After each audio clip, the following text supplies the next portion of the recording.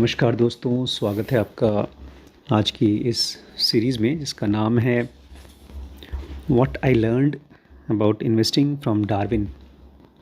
Investing के बारे में है ये, लेकिन प्राइमरीली इन्वेस्टिंग की फ़िलॉसफी के बारे में। इन्वेस्टिंग की फ़िलॉसफी और प्रैक्टिकल इन्वेस्टिंग दोनों में बहुत अंतर है। फ़िलॉसफी ऐसा होता है जैसे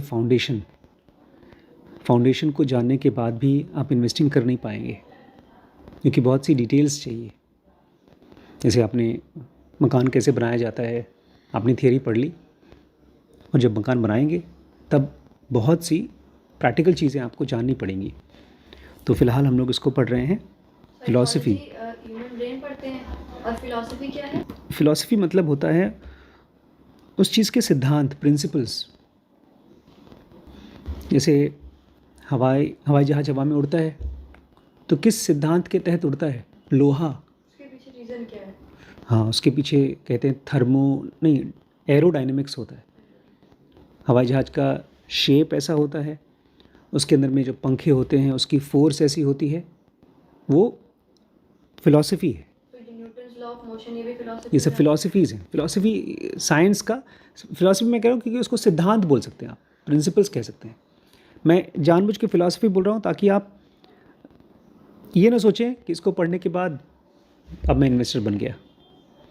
इन्वेस्टर अब तब बनेंगे जब आपने कुछ साल तक पैसे इन्वेस्ट करके पैसे कमाए। खाली इन्वेस्ट करके भी नहीं, पैसे कमाए तब। तो इसमें 3 अलग अलग रूल्स यूज़ करते हैं पुलक प्रसाद। सबसे पहला रूल कौन सा था? No big risk. हाँ, कोई बड़ा रिस्क नहीं लेना है। जो वॉरेन बफेट बोलते हैं ना कि नेवर लूज़ मनी, तो यही है कि आप कोई बड़ा रिस्क मत लीजिए। इसी चीज़ को फिर से स्ट्रेस करने के लिए वॉरेन बफेट बोलते हैं नेवर फॉरगेट रूल 1। अभी रिसेंटली ढेर सारे शेयर्स एप्पल के वॉरेन बफेट में बेच दिए, ढेर सारे। कम कर दिया है। अच्छा, मुझे पता किसका? एप्पल के फ़ोन्स का? अच्छा, मुझे पता नहीं। तो वो इसी तहत हुआ होगा। बहुत से उसको कहते हैं डंप किया। ये लोग जब खरीदते हैं तो बल्क में खरीदते भी हैं, बेचते हैं तो ढेर सारा बेचते हैं। तो अभी हमारा सेकंड चैप्टर चल रहा है जिसका नाम है साइबेरियन सॉल्यूशन, जिसमें हमने पढ़ा था एकदम शुरू में कि किस तरह से एक बहुत सीक्रेट एक्सपेरिमेंट हो रहा था कुछ जानवरों के बारे साथ। वो हाँ हाँ, दिमित्री बेलवेव के साथ में, उनका नाम क्या था? लुडमिला ट्रुट, वो कर रही थी। मेरे ख्याल से उसी को थोड़ा सा आगे पढ़ेंगे। आज के चैप्टर का नाम है evolutionary cascade of a single selection criteria. Evolutionary cascade, cascade मतलब जानते हैं क्या होता है? कॉफिन को कहते हैं क्या? नहीं, डिब्बा। कैस्केड मतलब एक चीज़ हुआ, उसकी वजह से 2 चीज़ हुआ, उसकी वजह से 3 चीज़ हुआ, एक गलती की, उसके बाद गलतियों की गलती, एक सही चीज़ की, उसके बाद ढेर सारी सही चीज़ें हों, उसको बोलते हैं कैस्केड। चेन इवेंट, एक चीज़ होने की वजह से बहुत सारी चीज़ें होंगी। डोमिनोज इफेक्ट या तो चेन इवेंट। तो evolutionary cascade of single selection criteria, जब एवोल्यूशन में कोई एक चीज़ को सेलेक्ट करती है तो खाली एक चीज़ नहीं होता, ढेर सारी चीज़ें होती हैं। Meanwhile we seem to be stuck. What could F be? Maybe Ludmila and her tail wagging Amber can help us. F यहाँ पर बोल रहे हैं उस एक क्राइटेरिया को, उस एक फैक्टर को जो आप किसी भी कंपनी में चेक करें, ढेर सारे क्राइटेरियाज को नहीं, उस सिंगल क्राइटेरिया। तो बोल रहे हैं कि लुडमिला का जो एक्सपेरिमेंट था टेल वैगिंग एम्बर के साथ में, वो शायद हमको हेल्प कर सके। But before we seek guidance from them, let's briefly visit the Russia of 1920s and 30s। इससे पहले कि हम लुडमिला के एक्सपेरिमेंट के बारे में बात करें, चलिए हम रशिया पहुंचते हैं 1920s और 30s में। The brutal communist regime under Joseph Stalin was forcing individual farmer to give up their land and consolidate their holdings under kolkhozy और कलेक्टिव फार्म। उस समय एक बहुत ख़राब नेता था जोसेफ स्टालिन नाम का, और वो सभी लोगों को बोल रहा था कि अपनी ज़मीनें गवर्नमेंट को दे दो, कॉलकोजी के नाम से, कलेक्टिव फार्म के, किसी एक आदमी का नहीं रहेगा, वो सब कुछ गवर्नमेंट का होगा।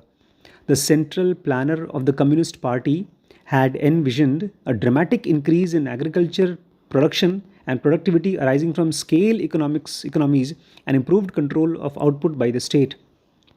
वहाँ पर जो सेंट्रल प्लानर थे जो पूरे के पूरे इन सब चीज़ों का प्लानिंग कर रहे थे कम्युनिस्ट पार्टी के, वो बोल रहे थे कि अगर सबका सब सारा खेत गवर्नमेंट का हो जाएगा तो ढेर सारा खेत हो जाएगा, तो उससे हमारा प्रोडक्शन बहुत बढ़ जाएगा और जो भी गरीबी है, खाने की कमी है, वो सब सबको मिल जाएगा, पूरा हो जाएगा. मतलब अगर एक एक अलग अलग आदमी अलग अलग खेती कर रहा है तो कम खाना बन रहा है, कम फसल हो रही है, सब साथ में करेंगे तो ज़्यादा हो जाएगा. They expected to be able to feed the rising urban population and increase exports. वो ये उम्मीद कर रहे थे कि जैसे जैसे ये चीज़ें हम करेंगे, इकट्ठा कर लेंगे, सबकी ज़मीनें छीन लेंगे, तो उससे हम बढ़ती हुई पॉपुलेशन को खाना खिला लेंगे और प्लस हम एक्सपोर्ट भी करेंगे खाना दुनिया को. The opposite happened. हुआ क्या? उल्टा ही. बड़ी बड़ी चीज़ें पहले नहीं करनी चाहिए. Farmers strongly resisted giving up their ancestral land and property. जब फार्मर्स को बोला कि अपनी ज़मीनें दे दो, लखीमपुर में भी हुआ है. मैं आवास विकास गया था तो मैंने कहा यार वहाँ पर जो हाईवे है उस तरफ आवास विकास नई कॉलोनी बनाने वाली है, तो वो कब चालू होगी? बोलते हैं यहाँ के जो किसान हैं दे ही नहीं रहे अपनी ज़मीन. यहाँ डीएम के सामने पूरी रोड नाकाबंदी कर दी थी. एक पानी की टंकी के ऊपर एक फार्मर चढ़ गया था, सुसाइड करने की धमकी दे रहा था कि अगर हमारी ज़मीन छीनोगे तो मर जाएंगे. वही इन लोगों ने भी किया. लेकिन तो गलत है अगर आप ज़मीन छीन रहे हो. पैसे दे रहे हैं ना उसके लिए. गवर्नमेंट बोलेगी हम आपको पैसा देंगे, लेकिन अभी मुझे रिसेंटली पता चला आवास विकास में ये वाली जब ज़मीन ले रहे थे वो लोग, तो पैसा दिया था एकदम कौड़ी के भाव, बहुत कम पैसे दिए. उनकी मर्ज़ी है, जो देना हो दें. तो कह रहे हैं लोगों ने, फार्मर्स ने अपनी एंसेस्ट्रल्स लैंड जो पूर्वजों की ज़मीनें थी, प्रॉपर्टी थी, देने से मना कर दिया. Many chose to destroy their crops, slaughter their animal instead of giving to collectivisation. बहुत से लोगों ने तो अपने जानवरों को मार डाला, अपनी ज़मीनों को, अपनी फसलों को बर्बाद कर दिया, बजाय कि हम उनको देंगे. Stalin sent millions of people to prison camps and millions more died of starvation as famine set in owing to the reduction in the agriculture production. लाखों करोड़ों लोग को जेल में डाला गया और लाखों करोड़ों मर गए भुखमरी के चक्कर में, क्योंकि जो उम्मीद कर रहे थे कि फसल बढ़ जाएगी, उल्टा फसल और बर्बाद हो गई. In the middle of disaster, Trofim Lysenko, an agricultural scientist, claimed that he had invented a new technique to significantly increase agriculture production. इन्हीं सब डिज़ास्टर में एक एग्रीकल्चर साइंटिस्ट था ट्रॉफिम लिसेनको. वो कहता है कि मैंने एक नया तरीका खोजा है जिसके ज़रिए ढेर सारा फसल होगा, ढेर सारा खाना प्रोड्यूस होगा. This new technique envisaged that plants acquired characteristics could be inherited. और ये टेक्निक क्या थी? वो कहते हैं प्लांट्स में कुछ खास क्वालिटीज़ होती हैं, उसको हम अगली जनरेशन में डाल सकते हैं. जैसे आप लोगों ने शायद देखा भी हो, मैंने एक इंस्टाग्राम पे वीडियो देखा था और मुझे लग रहा था सच है. हम लोग आम खाते हैं इतने बड़े बड़े, चाइना में कुछ कुछ आम इतने बड़े बड़े, और हमारे ज़माने में जब हम छोटे थे तो अमरूद इतने ही बड़े आते थे. अब अमरूद इतने बड़े बड़े आते हैं. अच्छा. तो वो सब के सब ब्रीडिंग करके हुआ है एक्सपेरिमेंट्स के ज़रिए. तो कह रहे हैं उन्होंने सोचा था कि चलो हम कुछ खास जो फसलें होती हैं उसको और अच्छा बनाएंगे scientifically. This was in stark contrast to Mendelian genetics and Darwinism, which had demonstrated by the time experimentally that genes were the unit of inheritance. और ये चीज़ जो डार्विन की पढ़ाई थी और जो मेंडेलियन जेनेटिक्स था उसके खिलाफ था, क्योंकि वो लोग कहा करते थे चीज़ें अपने आप होती हैं. एक फसल दूसरी फसल जब उसके बाद आती है, उसके बाद तीसरी फसल आती है, तो कौन सी जीन्स जाएगी कौन सी जीन्स नहीं जाएगी ये हम लोग डिसाइड नहीं कर सकते, वो अपने आप होता है. ये आदमी कह रहा है नहीं, हम लोग उसको चेंज कर सकते हैं. Lysenko however promised an agricultural revolution with unscientific techniques and got attention of Stalin. लेकिन लिसेनको ने खूब ऐसे ही बातें की कि मैं कर दूंगा, बहुत फसल हो जाएगी, और ये सब सुन करके स्टालिन को पसंद आ गया है आदमी. उस ज़माने में स्टालिन ऐसे थे जैसे आज के मोदी हैं. Who desperately needed a Russian hero to solve his food crisis. और उसको रशियन हीरो चाहिए था कि हमारे देश में जो खाने की क्राइसिस है वो सॉल्व कर दे. Over time Lysenko became more powerful. He declared genetics a pseudo science. और धीरे धीरे ये जो लिसेनको है वो बहुत बड़ा साइंटिस्ट था नहीं, वो बहुत पावरफुल हो गया और उसने कहा ये जो लोग जेनेटिक्स की बात करते हैं ये बकवास साइंस है. And practicing geneticists were either executed or sent to jail camps. और जो लोग भी जेनेटिक्स की प्रैक्टिस करते थे या तो उनको जान से मार दिया गया या तो जेल में भेज दिया गया। In this environment, the authorities fired the leading genetist Dimitri Belve from his job at the Department of Fur Animal Breeding at Central Research Laboratory. और इसी चक्कर में जिस बंदे से हमने बात की थी शुरू में, दिमित्री बेल्वे, उसको जॉब से निकाल दिया department of fur animal breeding central research laboratory से। वहाँ पर ये काम करते थे। Belyaev's elder brother who was studying the genetics of silk worms was executed at Lysenko's behest in 1937। बेचारे दिमित्री के बड़े भाई को, जो कि खुद जेनेटिस्ट थे, उनको मार दिया लिसेनको के कहने की वजह से। Dmitri however kept studying genetics in secret. Dmitri secretly genetics पढ़ता रहा। 1959 with Nikita Khrushchev's ascension to power, he became the director of the Institute of Cytology and Genetics of Russian Academy of Science in Novosibirsk। फिर धीरे धीरे patience रखा भैया। 1937 में उसके भाई को मारा था। 47-57 22 साल के बाद जब निकिता क्रुश्चेव नाम की एक बंदी पावर में आई, तब इनको बनाया गया director of institute of cytology and genetics of Russian academy of science Novosibirsk में, साइबेरिया। नोविसिबिर्स्क साइबेरिया, इसीलिए इस चैप्टर का नाम साइबेरियन सॉल्यूशन है। दिमित्री क्या पार्ट? मैं बताता हूँ। 1937 में इसके भाई को मार डाला गया था, तो फिर सीक्रेटली इसी जीन्स की पढ़ाई कर रहा था। और 1959 में बता रही है कॉन्ट्रास्ट के लिए, 22 साल के बाद, जब बाद में लिसेनको है, इसके बाद निकिता क्रुश्चेव करके औरत है, वो पावर में आई। उसके बाद फिर इसने क्या कहते हैं इसको, दिमित्री को पावर दी, उसको एक जगह का हेड बनाया, जो कि पहले सीक्रेटली काम कर रहा था। फिर इसने कोई बड़ी, देखो ये जो जेनेटिक्स की पढ़ाई होती है बहुत महंगी होती है, आदमी बिना गवर्नमेंट के फंडिंग के कर नहीं सकता। तो चुपचाप पढ़ता रहा, छोटा मोटा एक्सपेरिमेंट करता रहा, लेकिन जब 22 साल हो गए तब इसको एक बड़ी संस्था का हेड बनाया गया। उस बड़ी संस्था का नाम था institute of cytology and genetics, और वो था साइबेरिया में। मैंने जब उनको पूछा था श्रवण को साइबेरिया कैसी जगह है, तो उसको याद है। तुमको याद है कैसी जगह है? ठंडी जगह है, बहुत ठंडी जगह है। क्योंकि आप बार बार बता रहे थे कि जानवर बड़े लंबे बाल से बड़े बड़े और इतने मोटा कपड़ा पहनता है। Exactly. Dimitri held his post for 26 years until his death in 1985. और दिमित्री ने वो नौकरी 26 साल तक की। 1985 में उसकी डेथ हो गई।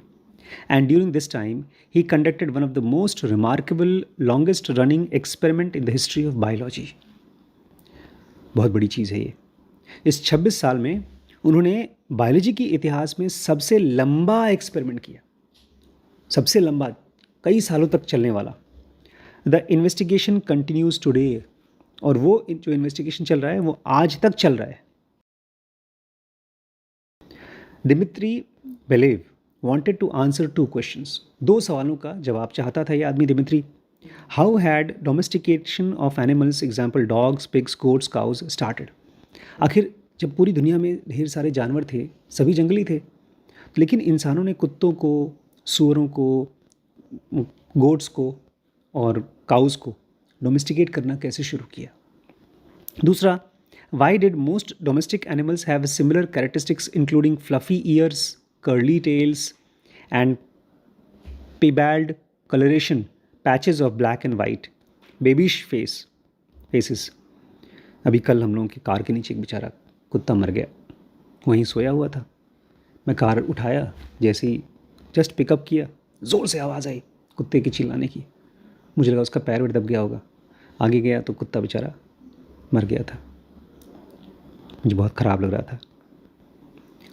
कह रहे हैं कि वो ये भी जानना चाहते थे कि ज़्यादातर जो जानवर होते हैं, जो डोमेस्टिकेटेड होते हैं, वो क्यों एक जैसे दिखाई देते हैं। उन सब के कान जो होते हैं फ्लफ़ी होते हैं, उनकी टेल्स, पूँछ कर्ली होती है। देखिए कुत्ते की पूँछ कर्ली होती है, और भी होते होंगे, मुझे पता नहीं, देखना पड़ेगा। प्लस उनके जो पिग का भी होता है, हाँ, और उनके कलर भी ब्लैक एंड वाइट के पैचेस में होता है, और उनकी शक्ल ऐसी होती है कि हम लोगों को पसंद आते हैं, बहुत क्यूट लगते हैं जानवर। क्यों ऐसा है? ही believed that domestication of animals resulted from underlying inheritable genetic change that had occurred during the course of selection over millennia. इनको लगता है कि पिछले कई सौ सालों में कुछ जेनेटिकल चेंज हुआ जानवरों में, जिसकी वजह से ये सब के सब चेंजेस आए हैं. क्यों हुआ, क्या हुआ? The big unanswered question was what was being selected. Nature किसी एक क्वालिटी को सेलेक्ट करके आगे की प्रजातियों में डाल रही थी. जैसे कोई क्वालिटी मेरे अंदर है, वही क्वालिटी पापा के अंदर थी, उस मेरे पापा के अंदर में से मेरे अंदर डाली, उसको और बढ़ा करके आपके अंदर में डाले, फिर आपके बच्चों के अंदर डाले. तो ऐसे ही कुछ नेचर कर रही थी. वो क्या चीज़ थी? Natural and artificial selection can occur only if something is selected for generations after generations. दो तरीके से सिलेक्शन होता है. नेचर सेलेक्ट करती है क्वालिटीज़ और उसको आगे ले जाती है. या तो अपने आप होता है तो उसको बोलते हैं नेचुरल, जब हम करवाते हैं तो उसको बोलते हैं आर्टिफिशियल. तो कोई भी चीज़ नेचुरल या आर्टिफिशियल सिलेक्शन तभी होता है जब कई जनरेशन्स तक वो चीज़ें चलती हैं. तभी आप बोलेंगे अरे हाँ यार देखो नेचर ने इसको करवा दिया. For example, whereas both cheetahs and lions are ferocious predators, among many other factors, cheetahs have been selected for speed and lions for their size and strength. Example के लिए दो जानवर हैं, चीता और शेर. तो नेचर ने चीता को इस तरह से क्वालिटीज़ डाल डाल के बनाया है कि उसके अंदर में स्पीड हो, और वहीं पर शेर को कौन सी क्वालिटीज़ डाली? साइज़ एंड स्ट्रेंथ, उसको ताकत और बड़ा साइज़ हो. In other words, slow cheetah is unlikely to leave any offsprings. इसका मतलब जो चीता स्लो चलते गए वो मर गए. करेक्ट. उनके कोई बच्चे नहीं हुए. Slow cheetahs is unlikely to leave any offspring. Nature ने जानबूझ के ऐसा किया कि चीता जो कम स्लो थे उनको मार दो, जो अच्छे चीता हैं उनको ही रखो. But a big strong lion is likely to leave many. और वहीं पर अगर आप शेर हैं, ढेर सारे शेर हैं, कमज़ोर शेर हैं तो उसके बच्चे नहीं होंगे, ताकतवर शेर के बच्चे होंगे. Dimitri hypothesized that the key factor selected when our ancestors domesticated wild animals was tameness. कह रहे हैं दिमित्री ने एक हाइपोथेसिस बनाया कि कुछ एक की फैक्टर था, कोई एक खास चीज़ थी जो सेलेक्ट हो गई जब हमारे एंसेस्टर्स ने एनिमल्स को टेम किया.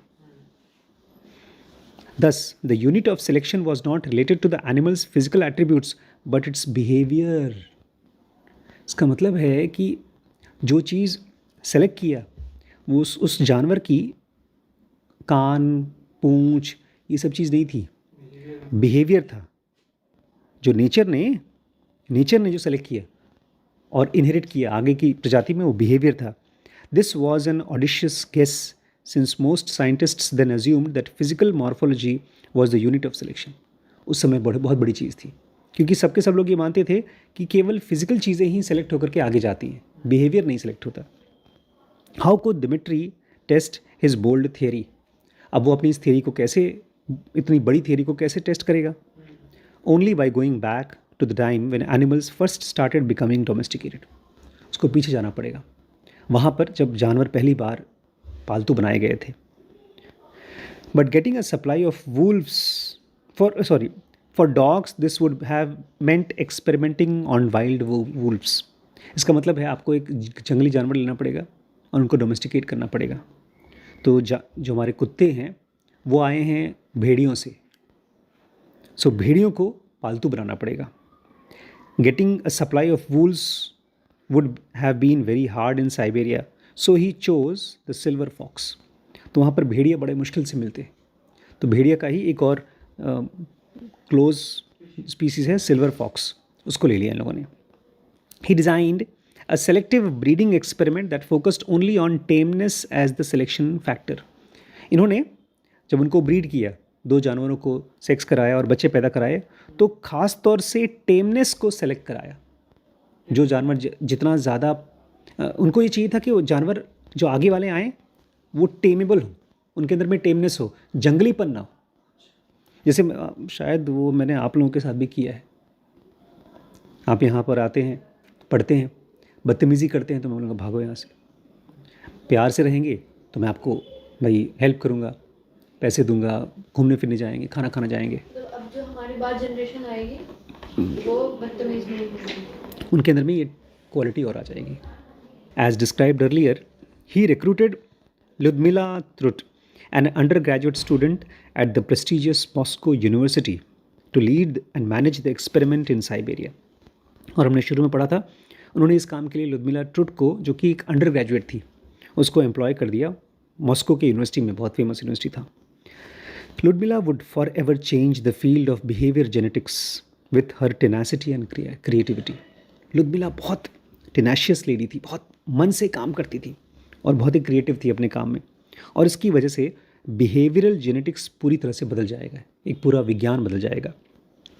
लुदमिलाज first task was to select a location for breeding the foxes. उसका सबसे पहला काम था कि जो भेड़िए हैं उनको, लोमड़ी, इनको ब्रीड करने के लिए कोई जगह सेलेक्ट करे। She chose a large commercial farm that sold fox fur called as Lesnoi, more than 350 kilometers from Novosibirsk, where she and her family lived.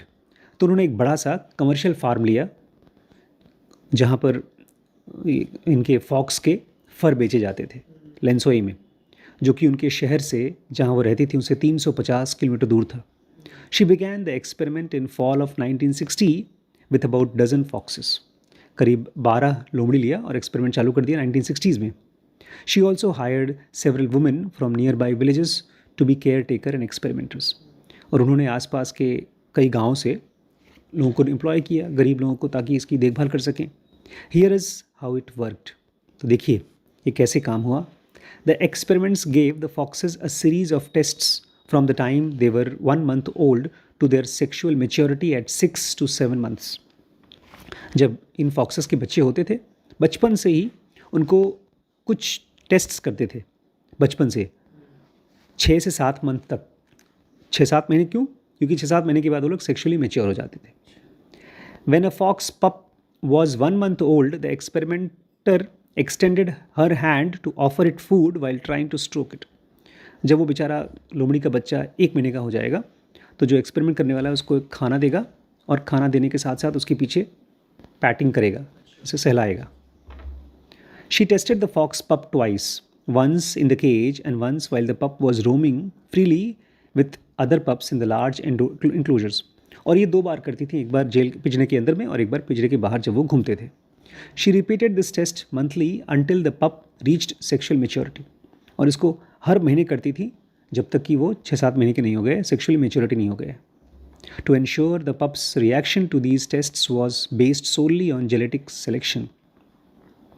In pups का कैसा रिएक्शन होगा, ये टेस्ट बेस्ड था केवल जेनेटिक सिलेक्शन पे।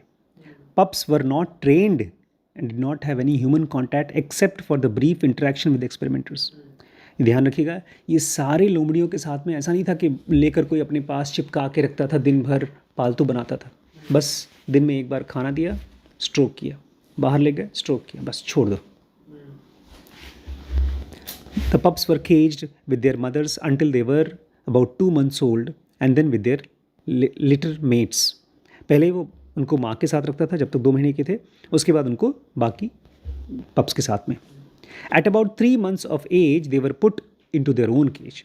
और 3 महीने के जब हो जाते थे तब उनको उनके खुद के पिंजरे में डाल दिया जाता था। When the pups were about 7 months old, the experiments assigned them to one of the 3 categories based on their tameness. और फिर उनके जब वो 6-7 महीने के हो गए, तो उनके अंदर में कुछ ज़्यादा जंगली थे, कुछ कम, कुछ पालतू थे। तो उनके पालतूपन के ऊपर 3 क्लास बनाए। Class 3 foxes were unfriendly towards the handlers and either ran away from them or were aggressive. Class 3 वाले बेचारे वो पुराने वाले वैभव थे जो खूब गुस्से में रहते थे, या अपने हैंडलर्स के साथ वो बहुत फ्रेंडली नहीं थे। मुझे याद है एक बार जब आप आए थे लखीमपुर, एक कुत्ता आया था, आप भाग गए कमरे में याद है? उनका PL सिंह मैम का कुत्ता था, घर के अंदर घुस गया था, तो शीरीष बेचारा डर गया था, आप अपना भाग के अपनी जान बचा लिए थे। तो क्लास 3 वाले सबसे अनफ्रेंडली, सबसे जंगली। Class 2 behaved neutrally and displayed no emotional response towards handlers. Class 2 बेचारे एकदम न्यूट्रल, ना काहू से दोस्ती ना काहू से बैर, तुम स्ट्रोक करो चाहे ना करो, मैं अपने हिसाब से रहूँगा, जैसा कि आप शायद आजकल हैं, नहीं ये हैं आजकल, ये क्या? न्यूट्रल, क्लास हो तो भी ठीक है, ना हो तो भी ठीक है। क्लास 1 वाले आप हो गएंगे। Class 1 foxes were friendliest and seemed to want to engage with the handlers, सबसे ज़्यादा प्यार मोहब्बत करने वाले, और वो एंगेज करते थे हैंडलर्स के साथ में। Ludmilla and her team selected a few of the calmest class 1 foxes for mating and repeated experiment with the next generation of pups. तो उसमें जो सबसे अच्छे प्यारे क्लास 1 वाले थे, जो बिहेवियर अच्छा था उनका, उनको फिर मेट कराया गया, उनसे बच्चे पैदा कराए गए। By third generation 1962, Ludmilla noticed that some of the tamer foxes had started mating a few days earlier than usual and were producing slightly larger litters than the old wild foxes. ओह, नई चीज़ हुई। उन्होंने देखा कि ये जो बच्चे थे, ये जो उनको मेट कराया गया था, ये नॉर्मल दिनों से जल्दी they started mating a few days earlier than usual.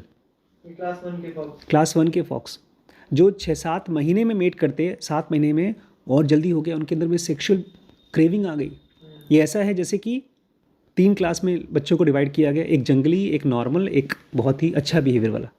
तो जो अच्छा बिहेवियर वाला है उसको जल्दी सेक्स करने का मन करे, उसको बच्चा पैदा करने का मन करे, और जो बदतमीज़ है वो बोले अरे छोड़ो। और है भी ऐसे ही। इस समय दुनिया में इंसानों के साथ भी जो लोग बहुत शराब पीते हैं, गुंडागर्दी करते हैं, पावर प्ले करते हैं, उनके पास टाइम ही नहीं सेक्स करने का, बच्चे नहीं पैदा करते, और वहीं पर भाई जो अपनी वाइफ के साथ रहेगा, प्यार मोहब्बत करेगा, उसके बच्चे होंगे। अच्छा, ये नई चीज़ हो गई कि जल्दी जल्दी हो रहा है ये। Otherwise there was no indication of any significant change. इसके अलावा और कुछ नहीं हुआ। अच्छा, they were producing little larger litters. इनके जब बच्चे हो रहे थे नॉर्मल से थोड़े बड़े हो रहे थे, साइज़ बड़ा हो रहा था। अब देखा जाए तो पापा की हाइट से मेरी हाइट थोड़ी ज़्यादा है, मेरी हाइट से आपकी हाइट थोड़ी ज़्यादा है, तो ऐसे ही इनके अंदर में जो बच्चे पैदा हुए बड़े थे। 1963, Ludmilla approached the cage of the 4th generation of the pup. She saw a male pup called Ember vigorously wagging his tail. यही था सबसे बड़ी चीज़। 1963 में लुडमिला ने एक पिंजरे में गई 4th जनरेशन के पप के पास, और जैसे ही उस पप के पास पहुंची, इसका नाम था एम्बर, वो अपनी पूंछ हिला रहा था। कुत्ते पूंछ हिलाते हैं दिखाने के लिए कि मैं आपको पसंद कर रहा हूँ। This was precisely what a puppy would do. यही तो एक कुत्ते का बच्चा करता है। But no one had ever witnessed a silver fox whether in cage or wild wag its tail at human.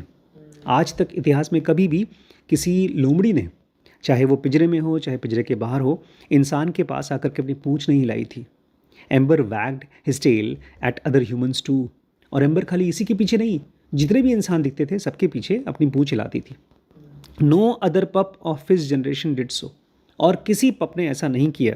But even a single fox radically altering its behaviour to mimic a dog was significant news. लेकिन फिर भी अगर एक भी fox बाकियों से अलग हट करके कुत्ते की तरह बिहेव कर रहा है, इसका मतलब एक बड़ी चीज़ है, बहुत बड़ा न्यूज़ है। Dmitri had told Ludmila in their first meeting that he wanted to make a dog out of fox.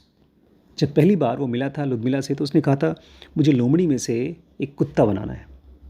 He had the process begin. उसने पूछा क्या वो प्रोसेस चालू हो गया।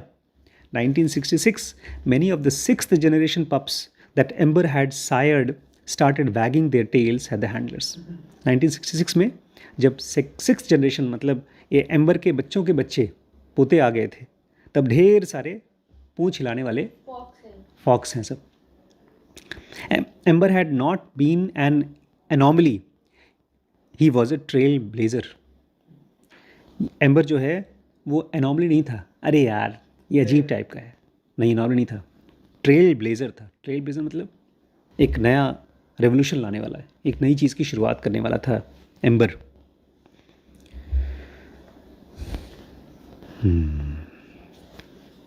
Ludmilla had categorically demonstrated that tail wagging was genetically heritable. एक चीज़ तो हो सकता है कि किसी को आप ट्रेन करें पूँछ हिलाने के लिए, लेकिन लुडमिला ने दिखाया कि किस तरह से पूँछ हिलाना एक जेनेटिक क्वालिटी है। By this time the researchers had to add another class of foxes called as class 1E, और अब उनको एक और क्लास बनाना पड़ा, क्लास 1E, द एलीट्स, बहुत हाई फाई प्यार करने वाले। These foxes were extremely friendly. ये कुत्ते, ये भेड़िए, ये जो लोमड़ी बहुत ज़्यादा फ्रेंडली थी। They were eager to establish human contacts and like dogs whimpered to attract attention. ये कुत्तों की तरह विम्पर करते थे, आवाज़ निकालते थे। ये इंसानों को टच करने की कोशिश करते थे। In the 6th generation about 1.8% of the pups were elites. 6th generation में 100 में से ऑलमोस्ट 1 या 2 पप्स जो थे वो सब के सब एलीट्स थे। By 12th generation almost 35% had reach this elite status, और 12th जनरेशन तक 35%, ऑलमोस्ट 1/3 एलीट स्टेटस में पहुंच गए थे। About 35th generation more than 70% of the population had attend elite status. Almost कितना, 35 जनरेशन पे जब पहुंचते पहुंचते 70% पॉपुलेशन जो थी वो एलीट बन गई थी। तो कोई जीन आने के लिए काफ़ी जनरेशन लगती है। किसी क्वालिटी को आने के लिए एवोल्यूशन भी टेस्ट करती है। एवोल्यूशन बहुत धीरे धीरे देखती है कौन सी स्पीसीज़ बच सकती है, कौन सी क्वालिटी से कौन सी स्पीसीज़ बच सकती है। इवन प्लांट्स में भी ये चीज़ होती है। प्लांट्स में तो इससे भी ज़्यादा भारी होती है। अभी तो ये बहुत ही सिंपल एक्सपेरिमेंट पढ़ाया है, आगे चल के एक एक्सपेरिमेंट में रो दूंगा पढ़ते हुए, पढ़ाते हुए आप रो देंगे सुनते हुए। किस तरह से एक स्पेशल आइलैंड है, वहाँ पर कुछ खास टाइप के बर्ड्स हैं। उसी बर्ड का फ़ोटो एकदम शुरू में, वो 2-3 जनरेशन में उनकी बीक छोटी हो जाती है, फिर दूसरी जनरेशन में बीक बड़ी हो जाती है, डिपेंडिंग अपॉन कि नेचर में बारिश ज़्यादा हो रही है कि सूखा पड़ रहा है। हो ही रहा है। अगर दिक्कतें पड़ी तो हम लोग अलग बिहेव करेंगे, तभी तो सर्वाइव करेंगे। मैं जब से आप लोग गए हैं तब से रोज़ सेंटर पे जाता हूँ। मैं कल तो दिन में कम से कम 20-25 किलोमीटर गाड़ी चलाकर लखीमपुर में घूम रहा था। ज़रूरत पड़ रही तो घूम रहा हूँ। आपकी क्राइसिस की वजह से, एटमॉस्फेयर की वजह से आपके अंदर में जो क्वालिटीज़ डेवलप होंगी वो होगी। In less than 40 years this is a breakneck pace of evolution. कहते हैं बहुत तेज़ी से एवोल्यूशन हुआ। केवल 40 साल में Dmitri and Lyudmila experiment had essentially converted a population of wild foxes into who avoided humans into a dog like creature who could be kept as pets of their homes। 40 सालों में कुछ जंगली लोमड़ियों को आप अपने घर में रख करके कुत्ते जैसे प्यार से रख सकते थे। These foxes were very docile, competed for human attention। ये बहुत ही डोसाइल थे, काटते वाटते नहीं थे, इंसानों का अटेंशन छीनते थे। And performed deep emotional bonds with their handlers, और अपने हैंडलर्स के साथ में बहुत ही इमोशनल बॉन्ड्स बना लेते थे। It had become hard to distinguish their behaviour from that of dogs. इनके बिहेवियर को डॉग्स के बिहेवियर से अलग नहीं कर पाएंगे आप। Lyudmila and her team had erased their wildness almost completely. Lyudmila ने और उसकी टीम ने इन लोमड़ियों में से जंगलीपन गायब कर दिया था। मैंने भी कर दिया अपने बच्चों में से, अभी काफ़ी गायब हो गया। But don't raise your eyebrows in astonishment as दस येट। लेकिन अभी आप खुश मत होइए, सरप्राइज मत होइए। I haven't even told you the most interesting result of the experiment. मैंने आपको अभी तक सबसे इंटरेस्टिंग पार्ट तो बताया ही नहीं। The experimenters noticed that the 8th generation of these tamer foxes also started displaying some novel physical traits. जो 8वां जनरेशन था, जो ये टेम फॉक्सेस थे, इनके अंदर में कुछ और क्वालिटीज़ डेवलप शुरू हो गई होना, फिजिकल ट्रेट्स। जैसे कि first change was coat colour, उनके स्किन का कलर बदलना शुरू हो गया। Some of the foxes fur had piebald pattern. कुछ भेड़िए ऐसे थे जिनके थप्पे थे, काला सफ़ेद, which is common among domesticated animals like sheep, dogs, horse, pigs, goats, mice and guinea pigs. ऐसा बहुत कॉमन होता है कुत्तों में, घोड़ों में, पिग्स में, बकरियों में, चूहों में और गिनी पिग्स में, जिसको आप डोमेस्टिकेट करते हैं।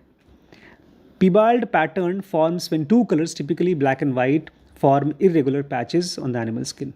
पिबाल्ड पैटर्न बोलते हैं जब काला और सफ़ेद पैचेस बनाता है स्किन पे। No wild fox in the experiment had piebald, but as their tameness increased over the generation, they started showing this discoloration. लेकिन जैसे जैसे ये टेम होते गए वैसे वैसे उनके अंदर में पिबाल्ड कलरेशन आना शुरू हो गया. Further physical traits to appear were fluffy years.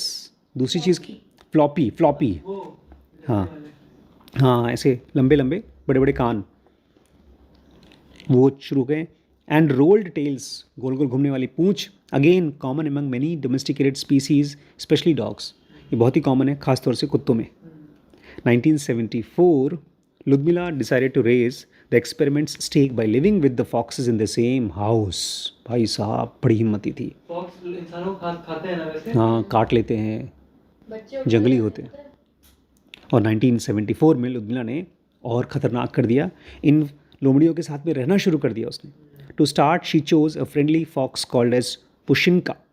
One evening Lyudmila was sitting in bench outside her home and Pushinka relaxing next to her as usual. एक शाम को वो अपने बेंच पर बैठी थी बाहर, और पुशिनका जो थी वो लोमड़ी उसके बगल में आराम कर रही थी यूजुअल. तब तक से अचानक से पुशिनका ने वो उठी, वो लोमड़ी, as if she had heard something and started barking. ऐसा लगा था उसने कुछ सुना और उसने भौंकना शुरू कर दिया. It turned out to be the night guard. वहाँ पर सामने एक नाइट गार्ड था, एक चौकीदार था. And Pushinka stopped her aggressive posturing and barking when she realized that the guard posed no imminent danger to Ludmila.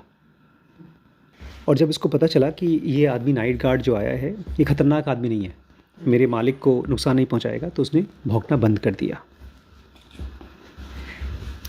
The guard dog-like behavior, this guard dog-like behavior rushing to protect a human from potential threat had never been observed before by Ludmila. एक कुत्ते जैसा जो कि अपने मालिक को बचाने की कोशिश करता है खतरों से, लुद्मिला के पहले कभी नहीं देखा गया लोमड़ियों में. In early 1990s the team also started noticing that the skulls and the jaws of the domesticated foxes had started diverging from those of the wild brethren. और 1990s में तो उनके मरने के बाद इन जानवरों का स्कल खोल खोल के देखा गया, उनके जबड़े देखे गए, वो भी अलग होना शुरू हो गए थे. जो जंगली थे वो अलग थे, ये अलग थे. Cranial heights and the width of their domesticated fox skull had shortened. जो दांत होते हैं वो जंगलियों के बड़े बड़े थे, इनके छोटे छोटे होने शुरू हो गए. Their snouts had become shorter and wider giving them baby like appearance. इनका बॉडी ऐसा बन गया था कि उनको देखने में बच्चे लगते थे, almost exactly mimicking differences between dog and wolf. आप पहचान ही पाएंगे कि वो वुल्फ हैं, लोमड़ी हैं, या कि कुत्ते हैं.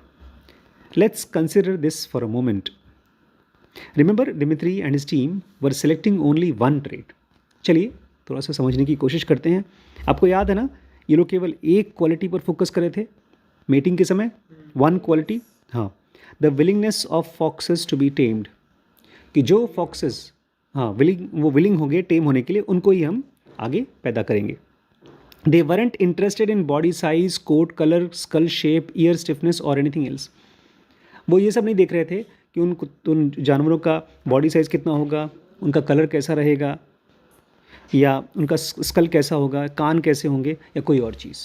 तो ये लोग इस चीज़ में इंटरेस्टेड नहीं थे कि इन जानवरों का बॉडी साइज़ चेंज हो रहा है कि नहीं हो रहा है, उनके बॉडी के कलर चेंज हो रहे हैं कि नहीं, उनका सर का स्कल का शेप या कान का स्टिफनेस बदल रहा है कि नहीं बदल रहा है. इन सब में इंटरेस्टेड नहीं थे, खाली एक ही क्वालिटी में इंटरेस्टेड थे, टेमनेस, कि वो पालतू बन रहे हैं कि नहीं.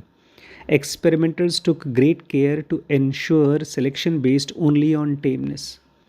एक्सपेरिमेंटर्स ने बहुत ध्यान दिया कि केवल टेमनेस के हिसाब से जानवरों को सिलेक्ट करना है. मतलब ढेर सारे अलग अलग टाइप के बॉडी स्ट्रक्चर के जानवरों को भी सेक्स कराया गया, लेकिन वो सब के सब टेम वाले ही थे. अच्छा, but this single filter of behavioural characteristic had triggered many physical changes in the animals. लेकिन ये एक क्वालिटी टेमनेस की वजह से, जो उनकी बिहेवियर की क्वालिटी थी, इसकी वजह से और ढेर सारी क्वालिटीज़ उनके अंदर आ गई. How could this have happened? एक चीज़ से ढेर सारी चीज़ें कैसे हो गई? ऐसा हो सकता है कि जैसे दो लोग का बच्चा जो हुआ है उसके अंदर वो जीन्स ना आए हो, उनका जो बेटा हुआ हो उसमें वो जीन्स आ गई। बिल्कुल हो सकता है। जीन्स जब अपने आप को दिखाते हैं उसको बोलते हैं एक्सप्रेस्ड जीन्स, और जब नहीं रहता तो छुपा रहता है तो उसको बोलते हैं डॉर्मेंट जीन्स। मतलब जीन्स वो होता है होंगे तभी पक्का उनके पोते में आए। 100%। शीश के अंदर में मेरा और रिम्पी का जीन होगा ही 100%। There were no new mutation in the domesticated silver foxes, but their gene expression had changed owing to the selection for tameness. कह रहे हमने कोई नया म्यूटेशन नहीं किया था, कोई क्वालिटी ऐड करने की कोशिश नहीं की थी, लेकिन फिर भी उनका जीन एक्सप्रेशन चेंज हो गया था केवल टेमनेस की वजह से। This is how gene does not change but alter what it expresses. इसी तरह से, ये थोड़ा मुश्किल है समझना, जीन्स बदलते नहीं हैं लेकिन अपने एक्सप्रेशंस को चेंज कर देते हैं। दिखता कैसा है वो बदल जाता है। इट प्रोड्यूसेस मोर और फ्यूअर केमिकल्स लाइक प्रोटीन्स और hormones.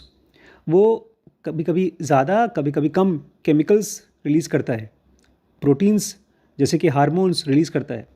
For example, when a dog owner stares lovingly into their canines eyes, oxytocin is released in the system of the both dog and the owner.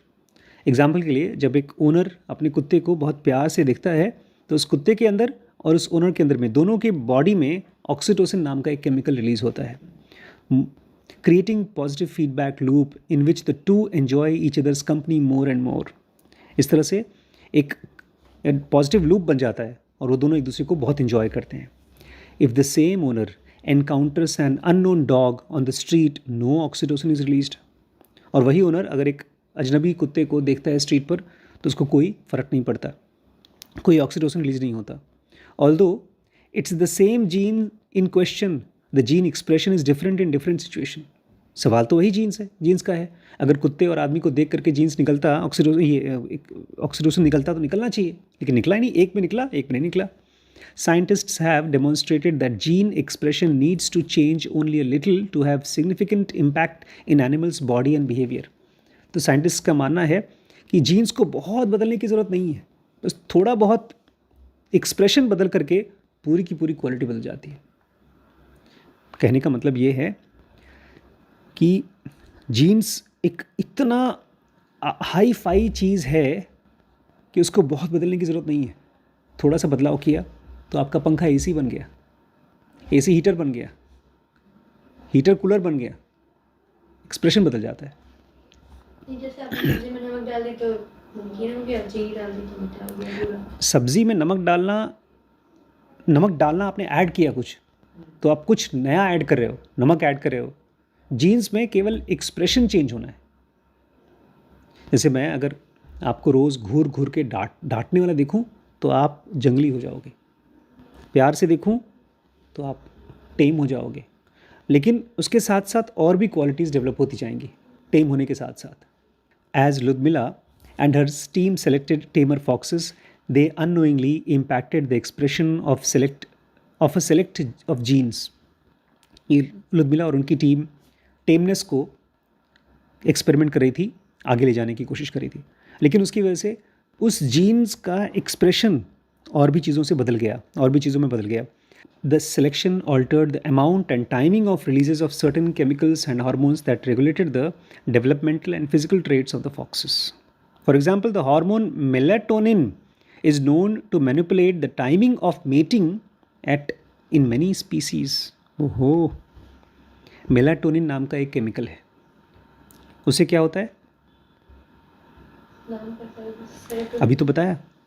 It manipulates the timing of meeting. कब sex करना है उसकी time बदलती है। किसी के अंदर में मेलाटोनिन अगर ज़्यादा रिलीज हो रहा है तो शायद जल्दी करेगा, वो उसको ज़्यादा सेक्स करने का मन करेगा। Thus, researchers found that the elite females released a lot more melatonin than class 1, class 2 peers and were ready for mating a few days earlier than normal। सोचिए अगर आप जा रहे हैं खेत में और खेत में ढेर सारे पौधे लगे हैं, पेड़ लगे हैं, आम के 100 पेड़ हैं, और आप पहुँचे, अभी सीज़न नहीं आया आम का, तो पहले ही निकला हुआ। और उसमें से खाली 2 पेड़ ऐसे हैं जिसमें आम निकल के आ गए, तो क्या करेंगे? कौन से पेड़ का आम काटेंगे आप? मतलब कौन से पेड़ में से आम काटेंगे? 100 पेड़ हैं जिसमें से खाली 2 ही पेड़ में आम आया है, अभी बाकियों में नहीं आया। दोनों में से काटेंगे। वही दोनों, अरे बाकियों में तो आए नहीं। तो ये उस पेड़ की चालाकी है,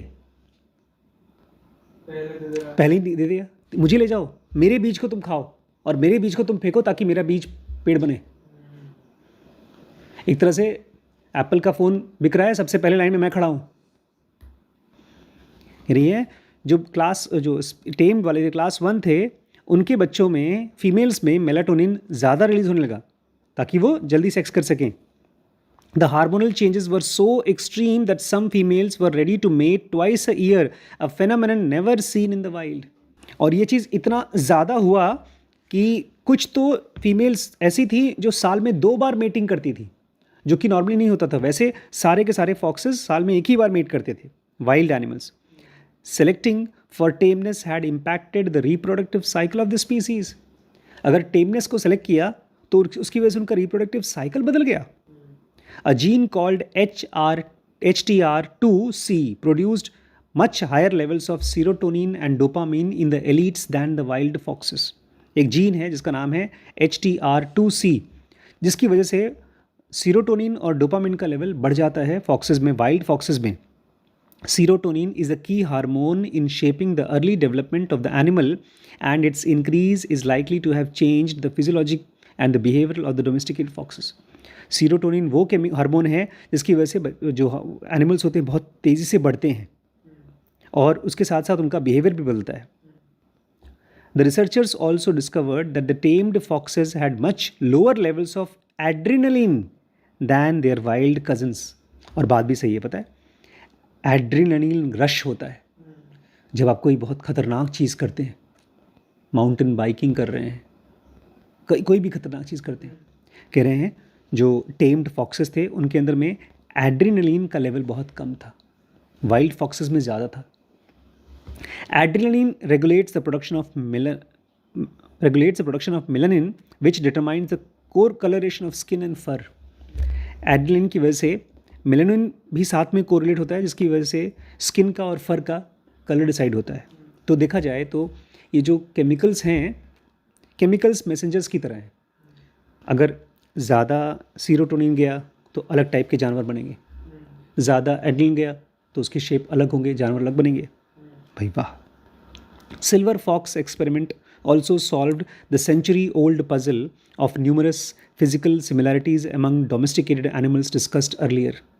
इस एक्सपेरिमेंट्स की वजह से, सिल्वर फॉक्स एक्सपेरिमेंट की वजह से सैकड़ों साल पुराना जो कन्फ्यूजन था, पजल था बायोलॉजिस्ट का, वो सॉल्व हो गया कि जितने भी डोमेस्टिकेटेड एनिमल्स होते हैं वो एक जैसे क्यों दिखते हैं। Dimitri had rightly hypothesized that since mammals were had similar hormonal and neurotransmittal regulatory system, selecting for tameness would unleash broadly similar developmental and physical changes in them as well. ये सारे के सारे चेंजेस चाहे इंसानों में हो चाहे जानवरों में हो, होता तो हार्मोन की वजह से है। तो अगर सेम हार्मोन रिलीज होगा तो सेम क्वालिटी जानवरों में आ जाएगी। Dimitri and Ludmila experiment now is running more than 60 years and demonstrated that evolution does not occur piecemeal. अब 60 साल हो गया इस एक्सपेरिमेंट को और ये पता चला कि एवोल्यूशन बाउंड्स में नहीं आता, पीसमिल में, अभी आ गया, अब नहीं है, फिर कुछ साल रहेगा, फिर नहीं रहेगा, ऐसा नहीं होता। The behaviour and philosophy of animals are intimately connected. जानवरों का बिहेवियर और उनकी बॉडी दोनों कनेक्टेड होती है। Darwin with his acute powers of observation new this. और डार्विन ने कोई एक्सपेरिमेंट नहीं किया था, खाली देख करके पहचान गया था वो चीज़। His statement at the beginning of this chapter asserts that hairless dogs have imperfect teeth and pigeons have feathered feet, have skin between their outer toes. Darwin ने लिखा था ये जो हेयरलेस डॉग होते हैं, जो कुत्ते जिनकी बॉडी में बाल नहीं होते, उनके दांत बड़े टेढ़े मेढ़े होते हैं। पिजन्स विथ फेदर्ड फीट, कुछ पिजन्स होते हैं कबूतर जिनके पैर फेदर्ड होते हैं। Have skin between their outer toes, उनके टोज़ के बीच में, उंगलियों के बीच में स्किन होता है। उसने बहुत ढेर सारे कबूतरों को और जानवरों को देख देख के ये कोरिलेशन पहचान लिया होगा, Powers of observation. ऑब्जर्वेशन की power. He predicted that if humans chose to select for one characteristic, they will surely also cause transformation in other characteristics owing to what is called mysterious law of correlation of growth. उसने कहा कि अगर इंसान किसी जानवर में एक quality को चूज़ करें और उसको प्रोड्यूस करते रहेंगे तो खाली एक ही क्वालिटी नहीं बदलेगी, ढेर सारी चीज़ें बदलेंगी. इसी को उसने नाम दिया मिस्टीरियस, मतलब अननोन, बहुत secret laws of correlation of growth. जब चीज़ें ग्रो होती हैं तो ढेर सारी चीज़ें ग्रो होती हैं. आज अगर हमारे पड़ोसी हमसे खाली ये कहते हैं कि आप अपना सेंटर बंद करके जाओ, तो खाली सेंटर नहीं बंद होगा, बहुत सी चीज़ें बंद हो जाएंगी, बहुत सी नई चीज़ें आ जाएंगी. ये secret law, mysterious law of correlation of growth है. जैसे मैंने अपनी बहन को कहा था, जब मैं बेंगलोर गया था, श्रद्धा को बोला मैंने कि श्रद्धा देखो, मैं पिछली बार आया, हम दोनों मिलना चाहते थे, तुम नहीं मिली, अब दोबारा आया हूँ. वो कहीं गई थी बाहर, पिछली बार तो कहीं आउट ऑफ सिटी गई थी. दूसरी बार जब मैं गया तो उनमें नहीं मिलने आई. मैंने कहा ठीक है बेटा, नहीं मिलते कोई बात नहीं, बट धीमे धीमे ऐसा हो जाएगा कि हम दोनों भाई बहन तो रहेंगे बट हमारा रिलेशनशिप फॉर्मल हो जाएगा. नहीं मिलने से जब एक चीज़ ख़त्म होती है तो खाली एक चीज़ ख़त्म नहीं होती, ढेर सारी चीज़ें ख़त्म हो जाएंगी. तुम कल को मुझको बोलोगी भैया मुझे कुछ हेल्प चाहिए, मैं बोलूँगा हाँ यार करेंगे, नहीं करेंगे, क्योंकि अब हम उतना क्लोज रिलेटेड नहीं होंगे. Dmitri and Lyudmila had proven Darwin right. Dmitri ने और लुदमिला ने डार्विन को सही प्रूव कर दिया था. और ये सारी की सारी बातचीत इसलिए कर रहे हैं क्योंकि बिजनेसेस में भी ऐसे ही होता है. हम लोग ये पढ़ रहे थे किस तरह से आप बिजनेसेस को पहचानने की कोशिश करें, वो कौन सी एक क्वालिटी पकड़ें, क्योंकि जब 10 क्वालिटी पकड़ना होता है तो समझ में नहीं आता. एक क्वालिटी कौन सी पकड़ें ताकि हम बोल सकें कि अच्छी कंपनी है, इसके स्टॉक्स को खरीदना चाहिए. तो उस एक क्वालिटी को पकड़ने के लिए select one get many free. और एक चीज़ से काफ़ी चीज़ें निकल आपको ढेर सारी क्वालिटीज़ मिल जाएंगी कंपनीज़ की. तो वो एक क्वालिटी कौन सी है वो कल पढ़ेंगे. उसका नाम होगा select one and gate many free. एक चीज़ को फिल्टर एफ की बात हो रही थी. सिंगल फिल्टर एफ की बात हो रही है. ठीक है.